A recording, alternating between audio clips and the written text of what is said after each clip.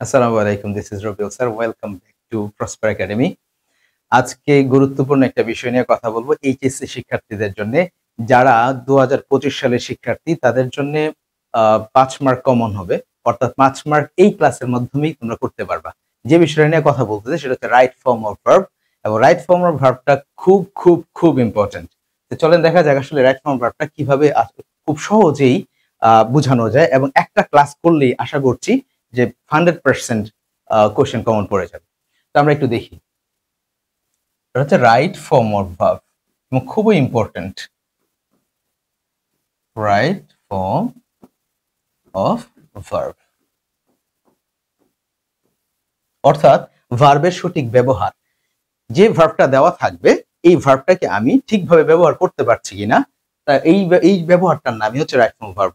অর্থাৎ এখন দেখা গেছে যে এইচএসসি পরীক্ষায় যেটা আসে, একটা প্যাসেজ থাকে, ওই প্যাসেজে ব্র্যাকেটে অপশনটা দেওয়া থাকে, অর্থাৎ ভার্বটা দেওয়া থাকে, শুধু গঠন অনুযায়ী ভার্বটা বসাইতে হয়, আর তেমন কিছুই না।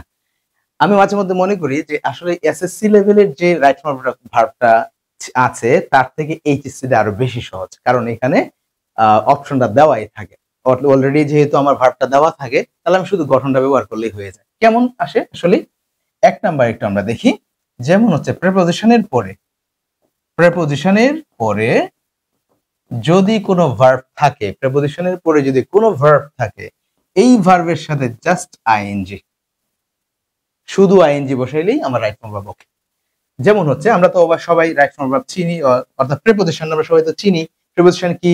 In, on, but, by, with, there, with, from, after, before, এগুলা। তাহলে আমরা একটু দেখি।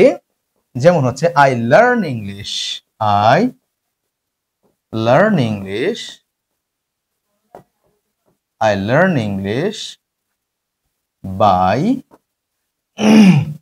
বাই ডু দেওয়া আছে, ইংলিশ ক্লাস। অর্থাৎ আমি ইংরেজি শিখি একটা, অর্থাৎ বাই মানে হচ্ছে দ্বারা, এরপরে জাস্ট ডু দেওয়া আছে। তো এই যে বাই এর পরে ডু দেওয়া আছে, ডু একটা ভার্ব আমরা সবাই জানি, জাস্ট ডুটা হচ্ছে ভার্বের প্রেজেন্ট ফর্ম, তার সাথে শুধু আইএনজি বসাবো, দ্যাট মিন্স হচ্ছে ডুইং। অর্থাৎ আমার রাইট ফর্ম ভার্ব ওকে। এই যে এইখান থেকে, এই রুলস থেকে তুমি একটা একটা অর্থাৎ কি বলে যে একটা অপশন থাকবেই, এটা মোটামুটি কনফার্ম বলা যায়। সুতরাং আমি এর থেকে আর বেশি কিছু টেনশনের দরকার নাই, প্রিপোজিশন থাকবে, ভার্বের সাথে আইএনজি বসাই দিব, শেষ, কাজ শেষ। এবার আমরা দ্বিতীয় নাম্বারটাতে আসি। অর্থাৎ এখানে যেটা হয়, দ্বিতীয় নাম্বার রুলস, আমরা কি বলছি? প্রিপোজিশনের পরে ভার্বের সাথে আইএনজি, কিন্তু সকল প্রিপোজিশনের পরে কিন্তু ভার্বের সাথে আইএনজি করা যাবে না। তাহলে কিভাবে করা যেতে পারে? টু একটা কিন্তু প্রিপোজিশন, তাহলে টু এর পরে কি আইএনজি দিতে পারবো না? কারণ টু যখন থাকবে তখন টু এর পরে অবশ্যই ভার্বের প্রেজেন্ট ফর্ম বসাইতে হবে, অর্থাৎ ভার্বের প্রেজেন্ট ফর্ম, দ্যাট মিন্স হচ্ছে V1। তাহলে এই টু এর পরে ভার্বের প্রেজেন্ট ফর্ম, অনেকবার বিগত কোশ্চেনে টু এর পরে কি ধরনের ভার্ব বসাতে হবে এই ধরনের কোশ্চেন এসেছে, খুব সিম্পল। তাহলে আমরা একটু দেখি কিভাবে হয়। যেমন আই want to go দেওয়া আছে to the market,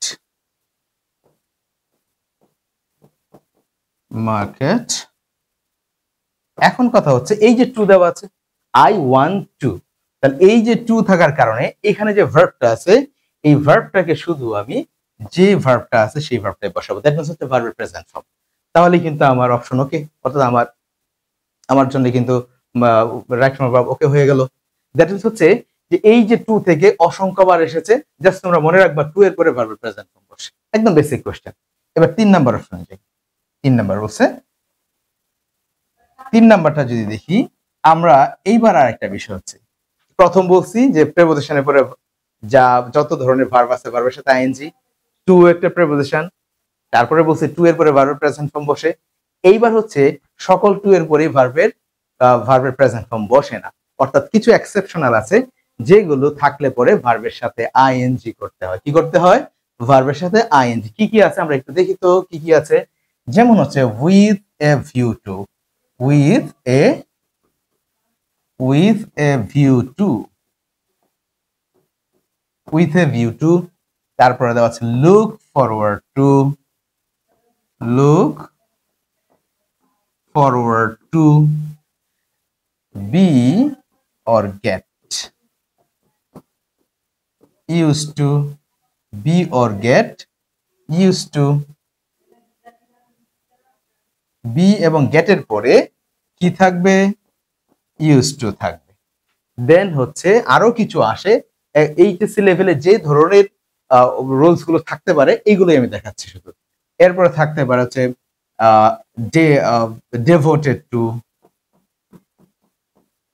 devoted to, তারপর হচ্ছে addicted to,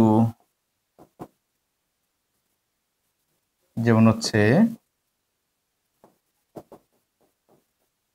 addicted to, এইগুলোর পরে সাধারণত কি বসবে, ভার্বের সাথে আইএনজি বসে। তাহলে আমরা কি মনে রাখবো, ম্যাক্সিমাম যে কোশ্চেন গুলো আসে উইথ এ ভিউ টু থেকে আসে, লুক ফরওয়ার্ড টু থেকে আসে, আর be or get used to থেকে আসে। এগুলো থেকে মাঝে মধ্যে কোশ্চেন গুলো আমরা পেয়ে যাই এডিক্টেড টু অথবা ডেভোটেড টু, এগুলো খুব কমই আসে। আমরা যদি এই জিনিসগুলো মনে রাখি তাহলে সহজেই কোশ্চেন অ্যান্সারটা করা সম্ভব। তাহলে আমরা কিভাবে লিখতে পারি, যেমন আমার দেওয়াই থাকবে, প্যাসেজটা দেওয়া থাকবে, জাস্ট আমি ভার্বটা ইউজ করব। যেমন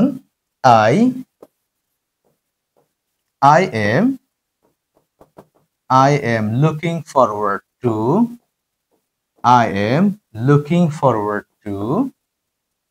have a good job, এখন এইখানেও কিন্তু টু আছে, এই টু দেখার সাথে সাথে ভার্বের প্রেজেন্ট ফর্ম কিন্তু বসাবা না। কেন? কারণ এর সাথে আছে looking forward to. That means হচ্ছে লুক ফরওয়ার্ড টু শব্দের অর্থ হচ্ছে অপেক্ষায় থাকা। দ্যাট মিন্স হচ্ছে আমি অপেক্ষায় আছি। কি অপেক্ষায় আছি? একটি ভালো একটি জব পাওয়ার অপেক্ষায় আছি। তাহলে হ্যাভ আছে এখানে আমার ভার্ব, তো হ্যাভ এর সাথে আমি কি করব, জাস্ট ভার্বের এর সাথে জাস্ট আইএনজি বসাবো, এখন হ্যাভ আছে বলে এইচ এ ভি ই দেওয়া আছে, দ্যাট মিন্স হচ্ছে আমি এই ইটাকে সহ করে কিন্তু কি করতে পারবো না, আইএনজিটা বসাইতে পারবো না।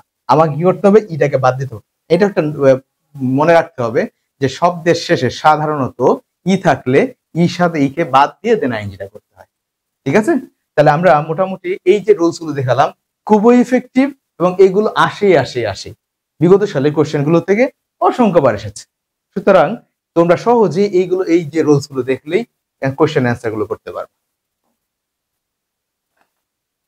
এরপরে আমরা 3 নাম্বার রুলস দেখলাম, এবার চলে যাই 4 নাম্বার।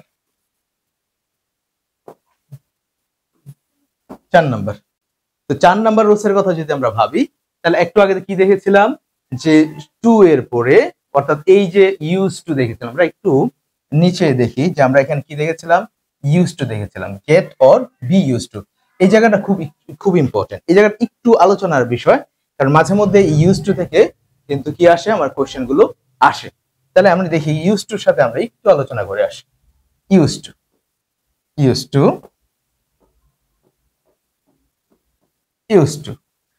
এখন ইউজ টুর সাথে আসলে কি ধরনের সমস্যাটা হয়। এক নাম্বার হচ্ছে আমরা কি জানি যে সাবজেক্টের পরে যদি বি ভার্বটা থাকে, বি ভার্ব বলতে কি বুঝি আমরা, am is are was were. কি বুঝি আমরা, বি ভার্ব বলতে am is are was were. এই বি ভার্বটা থাকলে দেন যদি ইউজ টু দেওয়া আছে, কিন্তু এক্ষেত্রে প্রবলেমটা হচ্ছে এই সাবজেক্টে কি হইতে হবে, ব্যক্তিবাচক হইতে হবে।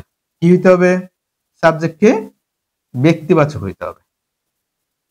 যদি ব্যক্তিবাচক হয় তাহলে কিন্তু ভার্বের সাথে আইএনজিটা আসবে।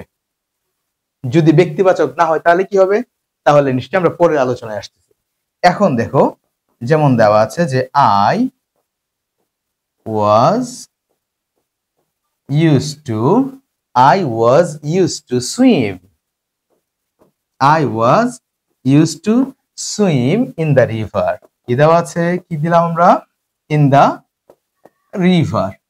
এখন এই যে ওয়াজ থাকার কারণে এটা একটা বি ভার্বের পরে আসছে কি used to, দ্যাট মিন্স এই যে ভার্বটা আছে এই ভার্বের সাথে আইএনজি করতে হবে।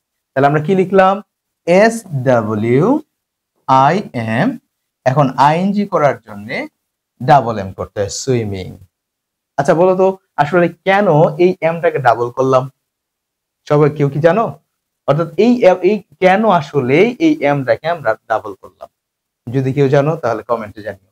এখন ব্যাপার হচ্ছে যে তাহলে আমরা কি দেখলাম, যে এই যে প্রথম, অর্থাৎ এই যে বি ভার্বটা আমরা দেখলাম, বি ভার্বের সাথে আমরা সাবজেক্ট যেহেতু ব্যক্তিবাচক আছে, সুতরাং ভার্বের সাথে আইএনজি করে দিব। অর্থাৎ এখন তাহলে প্রশ্ন আসতে পারে, যদি ব্যক্তিবাচক না হয়, তাহলে ব্যক্তিবাচক যদি না হয় তাহলে আমরা একটু দেখি তাহলে কিভাবে হয়।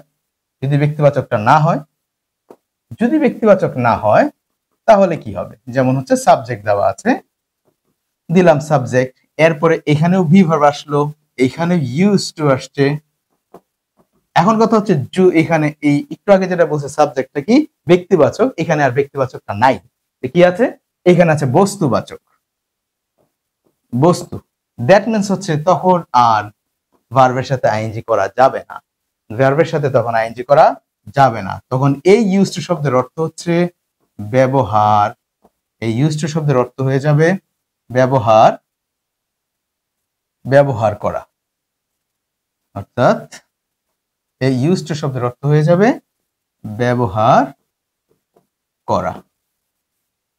দ্যাট মিন্স ব্যবহার করা বা হওয়া অর্থ আসে। তাহলে কি দেখি, উদাহরণ হিসেবে আমরা একটু দেখি। যেমন হচ্ছে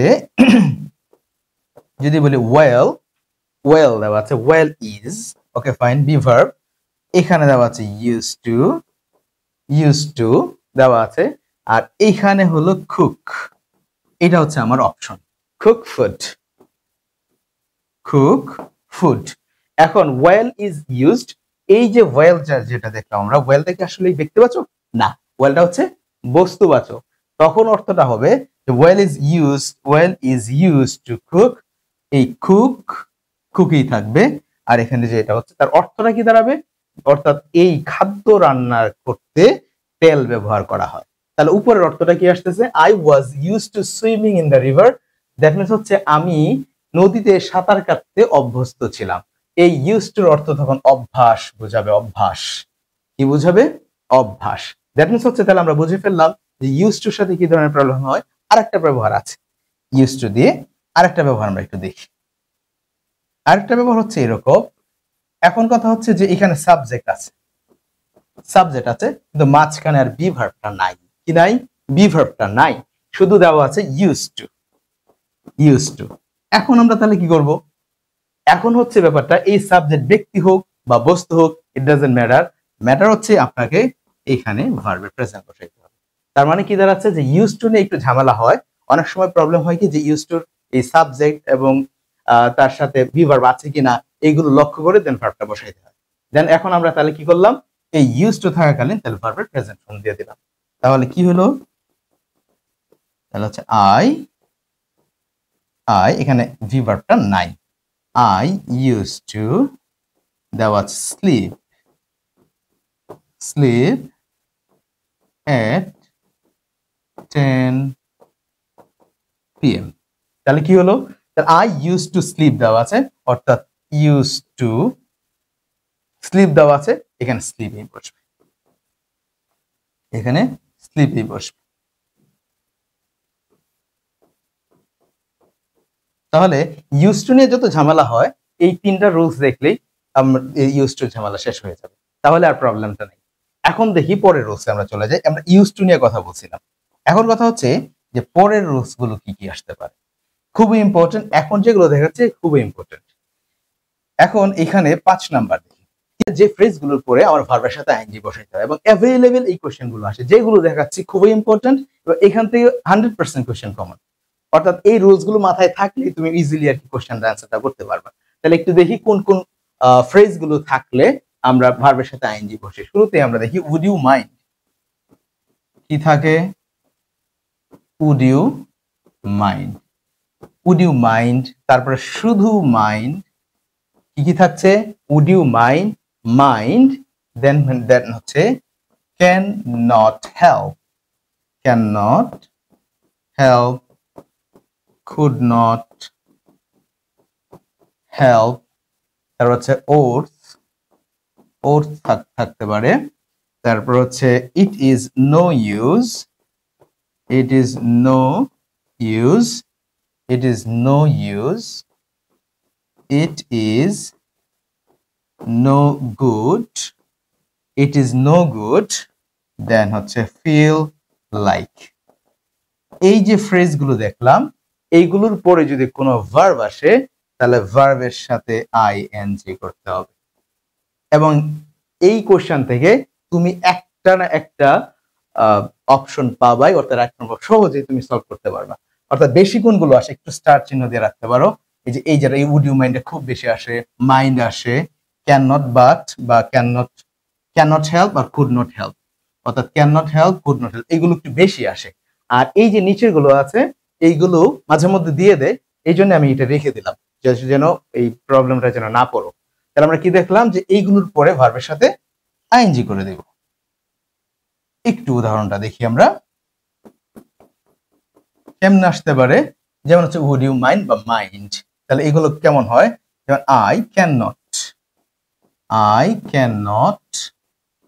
হেল্প, দেওয়া আছে take a class, take a class. এখন কথা হচ্ছে আই ক্যান নট হেল্প যদি বলি, তাহলে এই যে এখানে ক্যান নট হেল্প চলে আসছে, ক্যান নট হেল্প থাকার পরেই দ্যাট মিন্স হচ্ছে এখানে ভার্ব আছে টেক, শুধু টেক এর সাথে আইএনজি বসাবো। তাহলে কি দিব আমরা? TAKING, taking. একটু আগে কি বলছিলাম যে ই থাকলে ইটাকে কি করতে হবে? বাদ দিতে হবে। অর্থাৎ আইএনজি যখন আমরা বসাবো এটা বাদ দিব। তাহলে হয়ে গেল কি I can not help taking a class. এর অর্থটা কি হয়? যে দেখি এরকম যে আই ক্যান নট হেল্প, আমি ক্লাস নিয়ে সাহায্য করতে পারবো না, এক্স্যাক্টলি নট। কারণ হচ্ছে এই ক্যান নট হেল্প এর অর্থ হচ্ছে মাস্ট।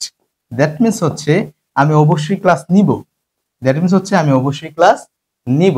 তাহলে অর্থেরও কিন্তু যা ঝামেলা হইতে পারে, অর্থ দেখে খেয়াল করার দরকার নাই এই মুহূর্তে, জাস্ট শুধু ভার্বের সাথে আইএনজি বসাবা, বাস হয়ে গেছে, আর কোনো ঝামেলাই নেই। এবার পরের রুলসে চলে যাই। আজকের একটা ক্লাসেই আশা করব যে 100% রাইট ফর্ম ভার্ব কমন পড়বে, আজকের একটা ক্লাসে। এরপরে দেখি 6 এর কথা হচ্ছে, দেখো যদি মূল ভার্বের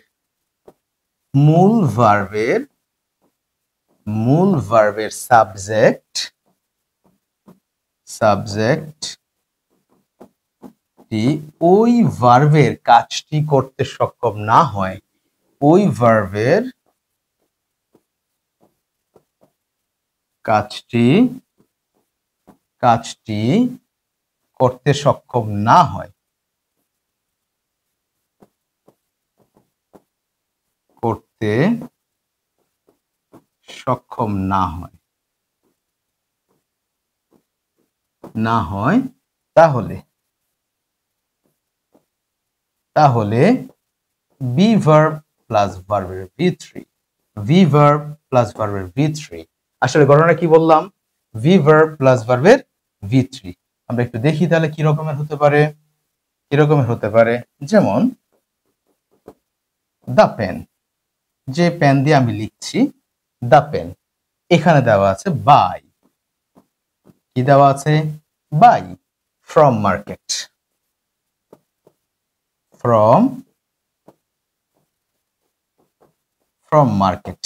এখন এই বাই শব্দের অর্থ হচ্ছে কেনা, বাই শব্দের অর্থ কি? কেনা। এখন কলম কি এই কেনার কাজটা করতে পারে? কলম কি বাজার থেকে নিজে কিনে আসে? Exactly not. এখন কি করতে হইতেছে তাহলে? এখানে বাই যে আছে, তাহলে বাইয়ের কাজটা কিন্তু পেন করতে পারতেছে না, তাহলে বাই কে কিনে? অন্য কেউ কিনে হয়তো। দ্যাট মিন্স আমি এই কথাটাই বলছিলাম, যদি মূল ভার্বের সাবজেক্টিভ, অর্থাৎ এই যে ভার্বটা দেখছি, এই ভার্বের সাবজেক্ট কি আছে? পেন। এই পেন কি করতে পারছে না? এই বাই কেনার কাজটা করতে পারছে না। এখন আমি কি করব? বি ভার্ব বলতে আমরা কি বুঝি? Am is are was were, তাহলে am is are was were আমরা এখানে দিব। এখন কথা হচ্ছে আমি এম দিব, এম ইজ আর দিব কিনা ওয়াজ ওয়্যার দিব, এটা ডিপেন্ড করবে হচ্ছে যে এই সেন্টেন্সটা আসলে কোন ফর্মে আছে। যদি প্রেজেন্টে হয় তাহলে এম ইজ আর, পাস্ট হলো ওয়াজ ওয়্যার, যেহেতু এখানে কোনো অপশনই নাই সুতরাং আমরা ধরে নেব এটা প্রেজেন্টে আছে। দ্যাট মিন্স হচ্ছে ইজ বট। এই যে বলছিলাম যে যদি ভার্বের কাজটা সাবজেক্ট না করতে পারে তাহলে কি করতে হবে? বি ভার্ব দিতে হবে। অর্থাৎ এখানে বায়ের কাজটা যেহেতু করতে পারছে না, এই জন্য ইজ বট দিছে। দ্যাট মিন্স V3 V3 কি হয়, বট হয়। দ্যাট মিনস হচ্ছে আমরা এই রুলসটা মনে রাখলে এখান থেকে একটা পাবাই তুমি, যেগুলো দেখতেছি খুব খুব খুব ইম্পর্টেন্ট, এবং এইগুলো কখনো মিসই করা যাবে না। এগুলো জাস্ট মনে রাখলেই চলবে, প্রয়োজনে খাতায় নোট করে রাখবে। এবার পরে চলে যাই। এখন দেখি এন্ড দেন হচ্ছে আমরা 7 নম্বরে আছে। এই রুলসটা যেটা দিচ্ছে এখন, এটা অনেকেই বুঝতে পারে না। ঝামেলাটা হয় কোথায় দেখো, আমি আগে রুলসটা লিখি, দেখেন কি কি হয় দেখো। যেমন হচ্ছে মূল ভার্বের পর, দ্যাট মিনস হচ্ছে মূল ভার্বের পর অন্য কোনো ভার্ব থাকলে, অন্য কোনো ভার্ব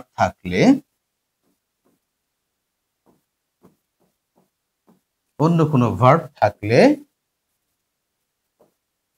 এই ভার্বকে অর্থাৎ ওই ভার্বকে কি করতে হবে, ওই ভার্বটি হয়তো দেখা গেছে যে 2 প্লাস V1 অথবা V1 প্লাস আইএনজি হয়। তাহলে কি দিলাম, 2 প্লাস V1 অথবা V1 প্লাস আইএনজি। এখন প্রশ্ন হচ্ছে কখন 2 প্লাস V1 হবে, কখন V1 প্লাস আইএনজি হবে? ঝামেলা, নো টেনশন, খেয়াল করো। 1 নাম্বার দেখো, যদি মূল ভার্বের উদ্দেশ্য প্রকাশ পায়, মূল ভার্বের উদ্দেশ্য প্রকাশ পায়, উদ্দেশ্য প্রকাশ পায়, তাহলে 2 প্লাস V1 হয়। যে ভার্বটা আমি দেখছি, যে মূল ভার্বের উদ্দেশ্য যদি প্রকাশ পায়, তাহলে কি হবে, ভার্বের প্রেজেন্ট ফর্ম হয়। দেখি আমরা একটু রুলসটা দেখি, উদাহরণ দেখি। এখন খেয়াল করো, যদি এমন হয় যে আই লার্ন ইংলিশ, কমিউনিকেট দেওয়া আছে, কমিউনিকেট উইথ আদার। এখন এই যে কথা আছে যে আই লার্ন ইংলিশ, তাহলে এই যে লার্ন, এটা হচ্ছে মূল ভার্ব, দ্যাট মিন্স এটাকে বলি আমরা ফাইনাইট ভার্ব, আর এটা হচ্ছে নন ফাইনাইট ভার্ব। অর্থাৎ ফাইনাইট আর নন ফাইনাইট প্রবলেমটা কোথায়, এটা অন্য একটা ক্লাসে বলবো, জাস্ট হচ্ছে এটা মনে রাখো, এটা হচ্ছে মূল ভার্ব আর এটা হচ্ছে এর পরে অন্য একটা ভার্ব। এখন কথা হচ্ছে এই ভার্বটা পরে এই ভার্বকে আমি কিভাবে ইউজ করব, একটু খেয়াল করি, অর্থটা খুবই ইম্পর্টেন্ট। আই লার্ন ইংলিশ, আমি ইংলিশ শিখি, ইংলিশ শেখার উদ্দেশ্য কি, অফকোর্স কমিউনিকেট করা। এই যে উদ্দেশ্য প্রকাশ পেয়েছে, এই ভার্বের উদ্দেশ্যটা এখানে প্রকাশ পেয়েছে, দ্যাট মিন্স আমি এখানে কি বসাবো, টু বসাই দিলে চলবে। দ্যাট মিন্স হচ্ছে টু কমিউনিকেট। যদি ভালো ইংলিশ শিখতে চাও বা ইংলিশটাকে ভালো করে যদি ধারণ করতে চাও, অবশ্যই স্ট্রাকচারের সাথে আমার মিনিংটা লাগবে। Structure and meaning, the combination of both things will increase your knowledge. এটা মনে রাখতে হবে। ইংলিশটা ভালো শিখতে চাইলে কিন্তু আমাকে এই অর্থটা মনে রাখবেন, তাহলে আমার সহজে অ্যান্সারটা হয়ে গেল। তাহলে কথা হচ্ছে যে এই যে ভার্বের পরে আইএন, ওই পরের আরটা ছিল যে ছিল এখানে, আমরা কি বলছিলাম যে যদি আমরা বলি যে ভার্ব 2 প্লাস V1 অথবা V1 প্লাস আইএনজি, তাহলে আমরা 2 প্লাস V1 হয় এটা কিন্তু পেয়ে গেলাম। এবার তাহলে আইএনজি কখন হয়, উদ্দেশ্য যখন হয় না তখনই আইএনজি, উদ্দেশ্য যখন থাকছে না তখন আমরা কি করব, আইএনজি করব। তো দেখে ফেলি 2 নম্বরের বিষয়, যদি মূল ভার্বের উদ্দেশ্য প্রকাশ না পায়, মূল ভার্বের উদ্দেশ্য প্রকাশ না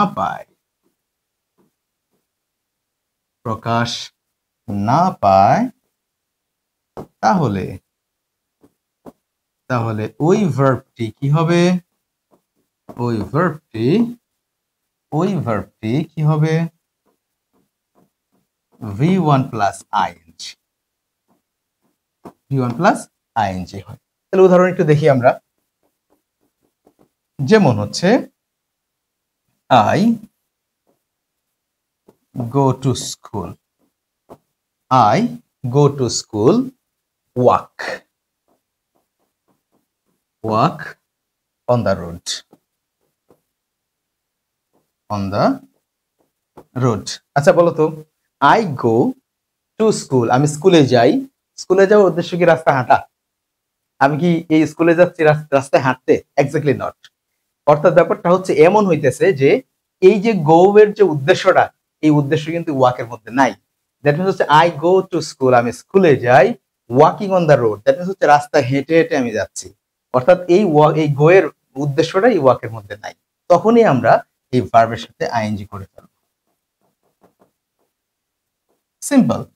জাস্ট অর্থটা দেখবা, এখানে উদ্দেশ্য পাইতেছে কিনা, উদ্দেশ্য প্রকাশ পাচ্ছে, তাহলে আমি টু করব, উদ্দেশ্য প্রকাশ নাই আইএনজি করে ফেলবো। বাস সিম্পল। মনে থাকবে না? অফকোর্স মনে থাকবে, আশা করি মনে থাকবে। এবার আমরা পরের রুলসে চলে যাই। দ্যাট মিনস হচ্ছে রুল সংখ্যা ছিল আমাদের, এর আগে যে আমরা রুলস দেখছি 7, এবার দেব 8। আর মাত্র কয়েকটা রুলসের পরেই তোমরা দেখতে পারবা যে তোমাদের প্র্যাকটিসটা, তোমরা যখনই রাইট ফর্ম রাইট প্র্যাকটিস করতে যাবা একদম পানির মতো লাগবে। ওকে, 8 নাম্বারটা দেখি কি আছে। যেমন হলো মূল ভার্বের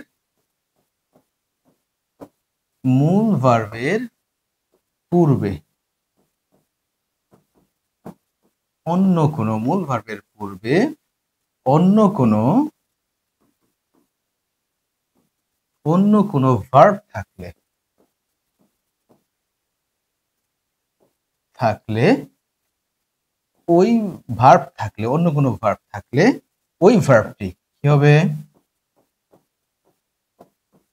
ওই ভার্বটি V1 প্লাস আইএনজি অথবা V3 হয়। তাহলে কি হয়? V1 প্লাস আইএনজি অথবা V3। তখন প্রশ্ন হচ্ছে যে V1 প্লাস আইএনজি কখন অথবা V3টা কখন? দেখেন, 1 নম্বরে আমরা কি ক্লুটা দেখব। যদি ওই ভার্বের সাবজেক্টটি ব্যক্তিবাচক হয়। কি হইল? ব্যক্তিবাচক হয়। ব্যক্তিবাচক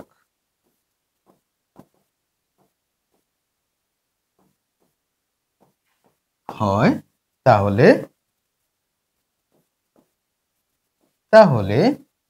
তাহলে V1 প্লাস আইএনজি হয়। কি হবে? V1 plus ING.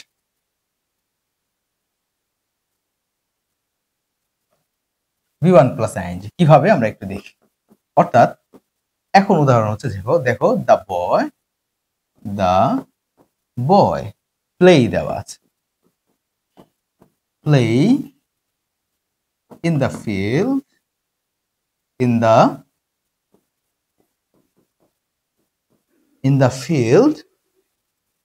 is a good student. এখানে এই যে ইজ দেখলাম, ইজটা হচ্ছে মূল ভার্ব। ইজটা কি? মূল ভার্ব। এবার এই ইজ মূল ভার্ব হওয়ার কারণে দ্যাট মিন্স হচ্ছে তাহলে আগের যে ভার্বটা আছে, কি আছে ভার্বটা? প্লে। তাহলে এই প্লে ভার্বটাকে আমরা কিভাবে ব্যবহার করব? তাহলে এই সময় এই খেয়াল রাখতে হবে এখানে আসলে সাবজেক্টটা কি আছে। দা বয় ব্যক্তিবাচক, সে অর্থাৎ সে প্লেইং কাজটা করতে পারে। এই প্লে কাজটা করার জন্য, অর্থাৎ সে যেহেতু করার ক্ষমতা রাখে, এই জন্যই V1 এর সাথে আইএনজি করতে হবে। কি করতে হবে? V1 এর সাথে আইএনজি। তাহলে আর কোনো প্রবলেমই থাকলো না। তাহলে V3 কখন ব্যবহৃত হয়? তাহলে V3টা আমরা একটু দেখে আসি। ভার্বের পাস্ট টেন্সটা, পাস্ট পার্টিসিপলটা কখন বসে? দ্যাট মিন্স হচ্ছে এখন দেখি 2 নাম্বার। তাহলে যদি ওই ভার্বের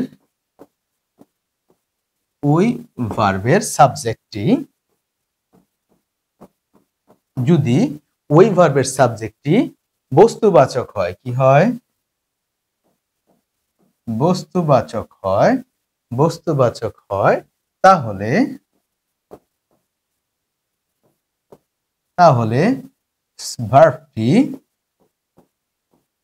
ভার্বটি V3 হয়। তাহলে কি হবে? ভার্বটি V3 হয়। তাহলে বস্তুবাচক কেমন আমরা দেখি। বস্তুবাচক কেমনে হবে? যেমন হচ্ছে the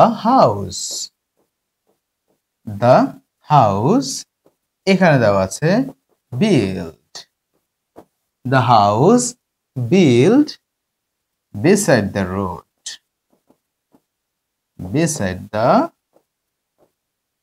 road, looks beautiful, looks beautiful। অর্থাৎ এখন দেখো তো এই যে বিল্ড ভার্বটা আছে, মূল ভার্বটা হলো এই যে লুকস, লুকসটা হচ্ছে মূল ভার্ব। এখন মূল ভার্বের আগে আরেকটা ভার্বের কথা বলা হচ্ছে। এখন এই ভার্বের আগে কি আছে? হাউস। হাউস কি নিজে নিজে বিল্ড হয়? Of course not. আমরা কি একদিন এসে দেখবো যে আসলে হঠাৎ করে বিল্ডিং হয়ে গেছে? এক্স্যাক্টলি না। তাহলে ব্যাপার হচ্ছে সে এই হাউসটা কিন্তু বিল্ডের কাজটা করতে পারছে না, তখনই আমাকে যে কাজটা করতে হবে এই ভার্বটাকে V3 করতে হবে। দ্যাট মিন্স হচ্ছে বিল্ড। তাহলে বিল্ডের V3 হলো বিল্ড। তাহলে আমি এই যে দুটো প্রবলেম ছিল, এই দুটো প্রবলেম কিন্তু আমি সলভ করতে পারলাম। এই প্রবলেম থেকে অনেকবার কোশ্চেন এসেছে, আমি আশা করি এই প্রবলেমগুলো থেকে অবশ্যই অবশ্যই তোমরা পেয়ে যাবা। তাহলে এখন আমরা যেটা বলছিলাম, আজকে এইখানে আছে 8 নম্বর, আরো 2-3টা রুলস আছে, আমরা একটু দেখে ফেলি। 9 নং। ওকে, এখন 9 নং। 9 নংরা খুব সহজ, সবাই জানি, কিন্তু কোশ্চেন আসে অ্যাভেলেবল কিরকম? মডাল অক্সিলারি ভার্ব, অর্থাৎ আমরা তাকে মডাল বলে চিনি। মডালের পরে যদি কোনো ভার্ব থাকে তাহলে ভার্বের প্রেজেন্ট, মডালের পরে যদি কোনো ভার্ব থাকে তাহলে ভার্বের প্রেজেন্ট। সাপোজ মডাল ভার্ব তো আমরা সবাই চিনি, কেমন? মডাল ভার্ব হচ্ছে can, could, will, would, shall, should, মে,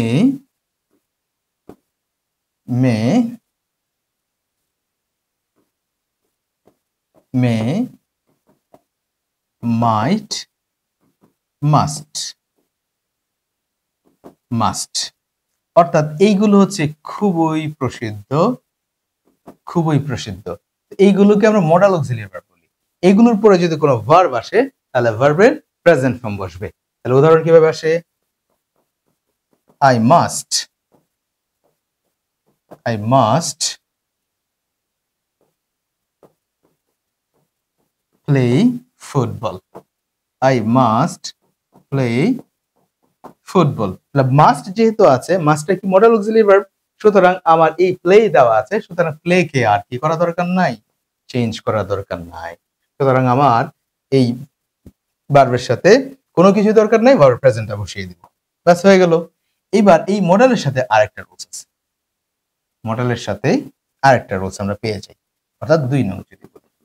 অর্থাৎ মডাল আছে কিন্তু মডালের পরে বি অথবা হ্যাভ আছে। কি আছে? বি অথবা have.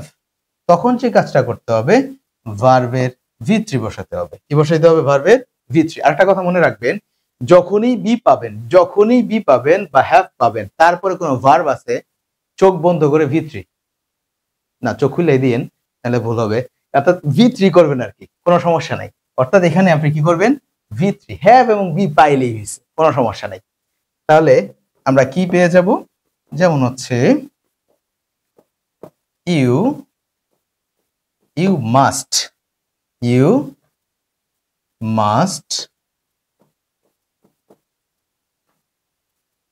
you would have do দেওয়া আছে the work। কি হলো? you would have do দেওয়া আছে the work। এখন আমরা এখানে কি আছে? have, তার আগে কি আছে? Modal auxiliary verb. সুতরাং আমি এখানে do এর past participle ফর্ম কি? V3, অর্থাৎ past participle ফর্মটা কি আমরা V3 বলি, দেন হচ্ছে ডান। তাহলে কি হয়ে গেল? ডান। অ্যান্সার শেষ। এবার দেখি আমরা যদি বি ভার্বটা আসে তাহলে কি হবে। ভি ভার্বটার ক্ষেত্রে আমরা উদাহরণটা দেখি। যদি আমরা 2 নং উদাহরণে যাই, যেমন হচ্ছে the book will be buy from market।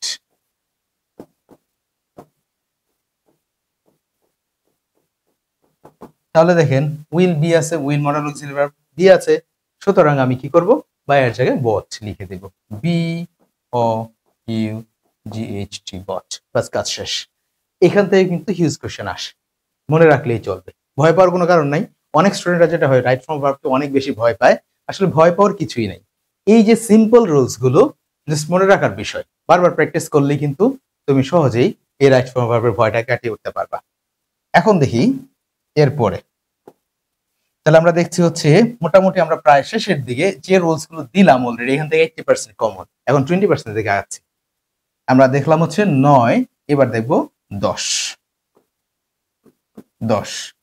10 নম্বরটা এখান থেকে অনেক কোশ্চেন আসে, আমরা একটু দেখি আসলে কোন ধরনের কোশ্চেন গুলো আসে।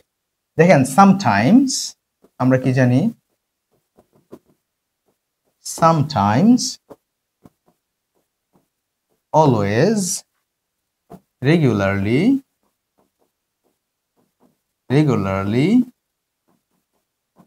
often, regularly, often,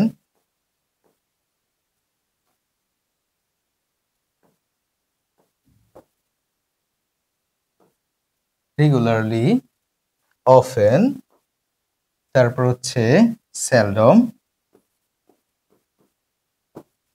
seldom, generally, everyday,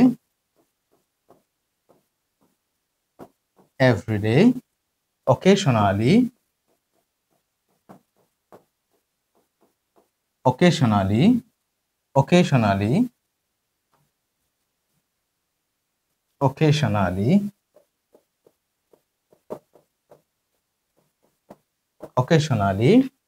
এই অন প্লাস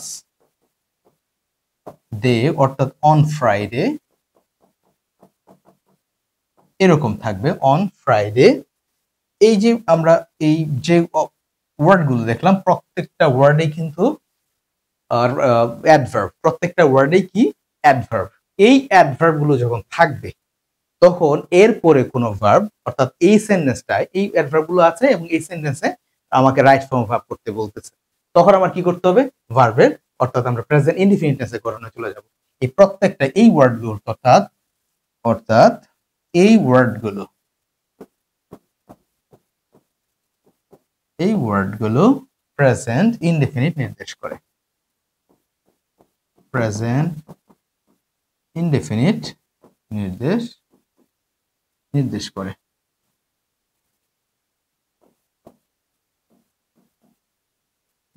করে। তো প্রেজেন্ট ইনডিফিনিট টেন্স নির্দেশ করলে দ্যাট মিন্স প্রেজেন্ট ইনডিফিনিটের গঠন আমরা সবাই জানি, সাবজেক্ট প্লাস ভার্বের present then extension, subject plus, তাহলে গঠন কেমন, কার গঠন, প্রেজেন্ট ইনডিফিনিট টেন্সের গঠন, সাবজেক্ট প্লাস ভার্বের প্রেজেন্ট, সাবজেক্ট প্লাস ভার্বের প্রেজেন্ট দেন হচ্ছে এক্সটেনশন, বাস হয়ে গেল। এখন কথা হচ্ছে উদাহরণ হিসেবে যদি আমি বলি, they to school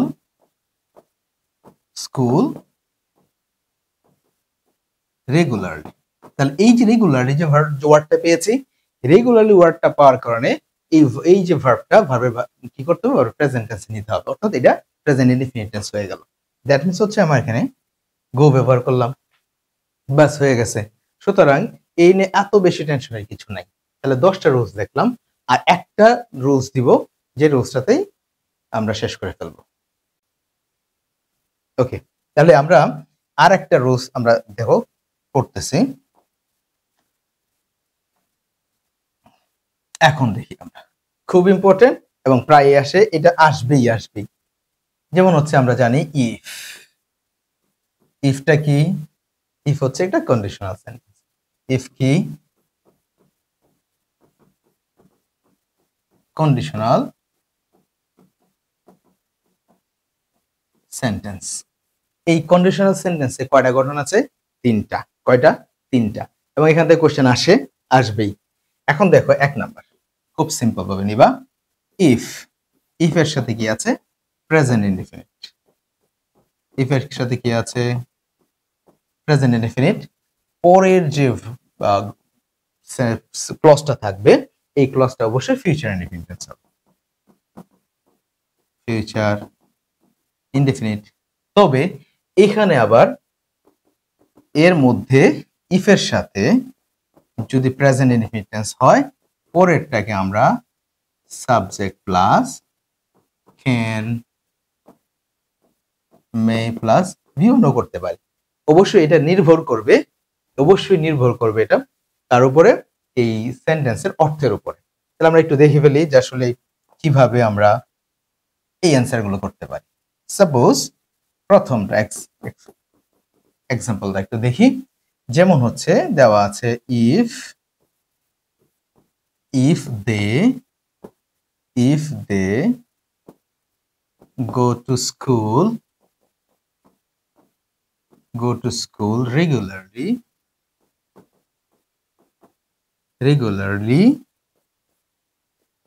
they get a plus in the exam তাহলে আমরা কি দেখলাম ইফ আছে কন্ডিশনাল, ওকে ফাইন। এরপরে দেখি ভার্বটা কি আছে, ভার্ব প্রেজেন্ট। ভার্ব প্রেজেন্ট মানেটা কি, ওই যে আমরা বলছিলাম প্রেজেন্ট ইনডিফিনিট টেন্স হওয়ার কারণে এরপরের যে ভার্বটা আমরা লিখবো অবশ্যই ফিউচার ইনডিফিনিট। তো ফিউচার ইনডিফিনিট টেন্সের গঠন কি, subject plus shall will, then হচ্ছে ভার্ব প্রেজেন্ট। তাহলে এখানে দে আছে, দে এর সাথে আমরা কি করব, জাস্ট উইল ইউজ করব, উইল গেট। তাহলে আমরা একটু ফিউচার ইনডিফিনিট টেন্সের গঠনটা একটু দেখে ফেলি। ফিউচার ইনডিফিনিট এর গঠনটা কি, subject plus shall will then হচ্ছে ভার্ব প্রেজেন্ট। তাহলে আমরা এখানে শ্যাল উইল ভার্ব প্রেজেন্ট দিলেই হয়ে গেল। এখন কথা হচ্ছে তাহলে আমি কখন ক্যান বা মে ইউজ করতে পারি, এই অর্থের সাথে ডিপেন্ড, দেখি আমরা একটা ডিপেন্ড করবে, একটু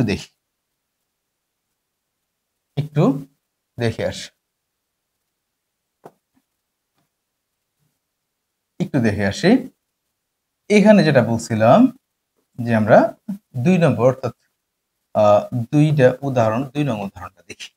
যেমন হচ্ছে ইফ ইউ কল মি, যদি তুমি আমাকে কল দাও, আই গো দেয়ার। আচ্ছা ব্যাপারটা হচ্ছে দেখো, এখানে মজার বিষয় হচ্ছে ক্যান বা মেটা কখন ইউজ করবো, আমরা উইল ইউজ করতে পারবো কিনা। কয়েকটা ক্লু, একটা ক্লু হচ্ছে এই সাবজেক্ট ইউ, এই সাবজেক্ট হচ্ছে আই। তুমি আমাকে কল দিবা, আমি ফোন রিসিভ করব কি করব না, করতেও পারি নাও পারি। দ্যাট মিন্স হচ্ছে এখানে কিন্তু পসিবিলিটি নির্ভর করছে। তো পসিবিলিটি নির্ভর করার কারণে দেন হচ্ছে এখানে ক্যান ইউজ করব। অর্থাৎ আমি কিন্তু তখন এটা শিওর করে বলতে পারছি না যে ইফ ইউ কল মি, যদি তুমি কল দাও, আমি আই উইল গো দেয়ার, আমি সেখানে যাব। সাবজেক্ট দুইটা ভিন্ন থাকার কারণে সাধারণত এখানে আমরা ক্যান দা ইউজ করে ফেলতে পারি। অর্থাৎ আই ক্যান গো দেয়ার, বাস হয়ে গেল। এবার দেখি হচ্ছে সেকেন্ড কন্ডিশনাল। আগে একটা কন্ডিশনালের একটা রুলস দিয়েছিলাম, দ্যাট মিন্স হচ্ছে এতক্ষণ যেগুলো নিয়ে আলোচনা করেছি। এইবার হচ্ছে সেকেন্ড কন্ডিশনাল, দ্যাট মিন্স হচ্ছে দ্বিতীয় নম্বর কন্ডিশন। এটাকে আমরা সেকেন্ড কন্ডিশনালও বলি অথবা ফার্স্ট কন্ডিশনালও বলি।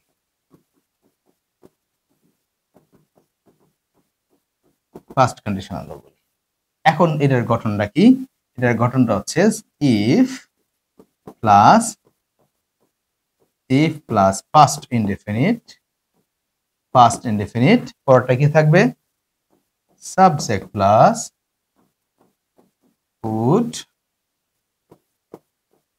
could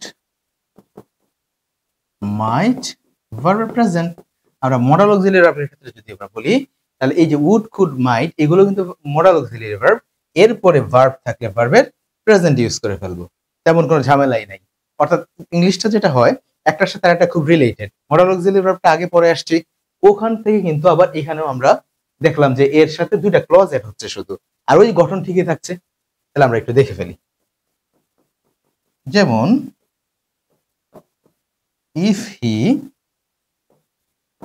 did the work, তাহলে ডিডটা কোন টেন্স, ডিড দ্য ওয়ার্ক, যদি সে কাজটা করত, he get some money, তাহলে এখানে কি দেওয়া আছে, যেহেতু এটা ডিডটা কোন টেন্স, ডিডটা হচ্ছে পাস্ট ইনডিফিনিট টেন্স। এখন আমরা যদি পরে ভার্বটা ইউজ করতে চাই তাহলে অবশ্যই উড, কুড, মাইট এই যে কোনো একটা ইউজ করার পর ভার্বের প্রেজেন্ট ইউজ করব। দ্যাট মিন্স হচ্ছে তাহলে কি দিব আমরা, he would get, he would get অর্থটা কি দাঁড়াচ্ছে, যদি সে কাজটা করত তাহলে সে কিছু টাকা পাইত।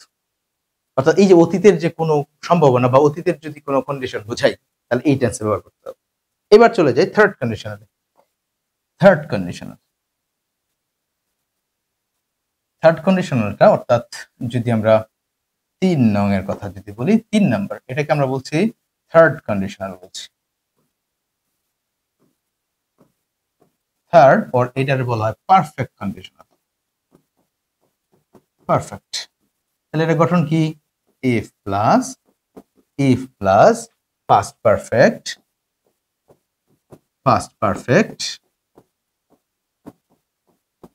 পারফেক্ট, দেন হচ্ছে আমরা যেটা করব subject plus would have, could have, might have, দেন হচ্ছে V3। এই যে খেয়াল করো, আগে যখন আমরা মডেল অক্সিলারি ভার্ব পড়াইছি তখন বলেছিলাম বি এবং হ্যাভ থাকলে ভার্বের V3 বসাতে হবে, প্লাস V3 হয়ে গেল, একটার সাথে একটা খুব রিলেটেড। দেখো তাহলে আমরা উদাহরণ যদি এভাবে আসে যে if he had completed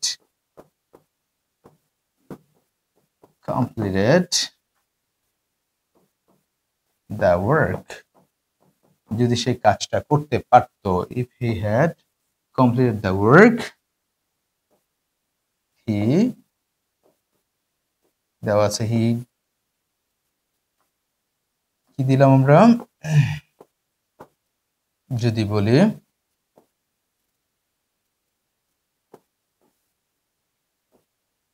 to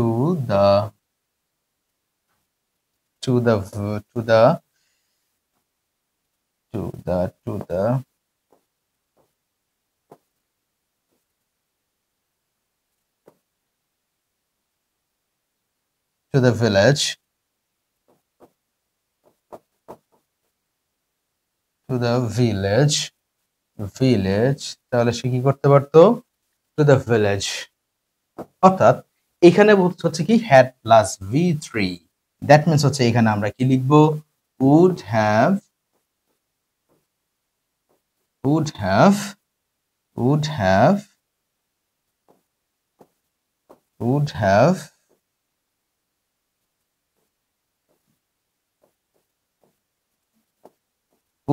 gone, that means হচ্ছে আমরা কি দেখলাম যে ইফ, এটা থার্ড কন্ডিশনালের কথা বলছি, যে ইফ এর পরে এখানে আমরা কি দেখছি, হ্যাড প্লাস হ্যাড, এরপরে কমপ্লিটেড, অর্থাৎ হ্যাড হচ্ছে অক্সিলারি ভার্ব, তারপরে ভার্বের V3, এটা হচ্ছে পাস্ট পারফেক্টের গঠন।